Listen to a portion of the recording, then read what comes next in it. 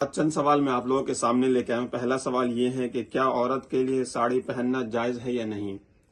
دیکھو، اگر عورت ساڑی اس طرح پہننی کہ اس کا یہ کمر وغیرہ سب کو نظر آ رہا ہے تو پھر اس طرح پہننا جائز نہیں ہے، لیکن اگر اس طرح پہننی کہ اس میں ایک ایسا بلوز آتا ہے جو پورا یہ ڈھک لیتا ہے تو وہ پہننی ہے، جس سے پورا اس کا جسم ڈھک رہا ہے، تو پھر اس طرح پہننا کوئی دقت والی بات نہیں، وہ پہن سکتی ہے۔ اس کے بعد دوسرا مسئلہ، کیا بغیر ارادے کے دل میں تکبر پیدا ہو جائے تو کیا ہم گنہگار ہوں گے؟ اگر آپ کے دل میں کوئی ارادہ نہیں ہے ایسا تکبر ہونے کا اور اس میں تکبر پیدا ہو جا رہا ہے تو اس سے کوئی حد والی بات نہیں ہے، آپ رجوع کر لو، کوئی دقت والی بات نہیں۔ لیکن اگر آپ ارادتاً تکبر اپنے اندر پیدا کر رہے ہو اور اس پر جمے ہوئے ہو تو پھر آپ گنہگار ہوں گے۔ اس کے بعد ہے وقت سے پہلے دی ہوئی اذان کا حکم۔ اگر آپ وقت سے پہلے اگر آپ نے اذان دے دی ہے تو پھر آپ محلے میں اعلان کر دیں بھائی کہ غلطی سے اذان ہو گئی ہے، اس کے بعد جب وقت ہو جائے تو پھر آپ دوبارہ اذان دیں، اور اقامت کا بھی یہی حکم ہے۔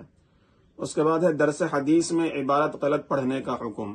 اب دیکھو، بہت سے ہمارے تبلیغ حضرات بھی عبارت پڑھتے ہیں اور اس میں کچھ غلطیاں ہو جاتی ہیں، اب انہیں اس چیز کا علم نہیں ہے تو وہ کام نہ کریں۔ حالانکہ کبھی ایسا استاد پڑھا رہے اس میں کچھ غلطی ہو جائے تو پھر بعد میں آپ انہیں ان کی اصلاح کے لیے آپ انہیں بتا دیں، کوئی دقت والی بات نہیں ہے۔ لیکن اگر آپ انہیں ذلت کرنے کی وجہ سے اگر بتاؤ گے تو پھر آپ گنہگار ہو جائیں گے۔ پھر ایک اور مسئلہ یہ ہے کہ عورت کی شرمگاہ میں انگلی کرنے سے غسل واجب ہو جاتا ہے۔ اگر آپ ان کے شرمگاہ میں دوائی لگانے کی وجہ سے یا علاج کی وجہ سے اگر آپ انگلی کر رہے ہو تو کوئی حرج والی بات نہیں ہے، لیکن اگر شوہر اپنی بیوی کے شرمگاہ میں اس لیے انگلی کرے شہوت کے ارادے سے تو پھر اس کے اوپر کچھ فقہا کا، کچھ علماء کا کہنا ہے کہ غسل واجب ہو جائے گا۔ ہاں، اگر انزال ہو گیا پھر تو اس کے اوپر غسل واجب ہی ہے۔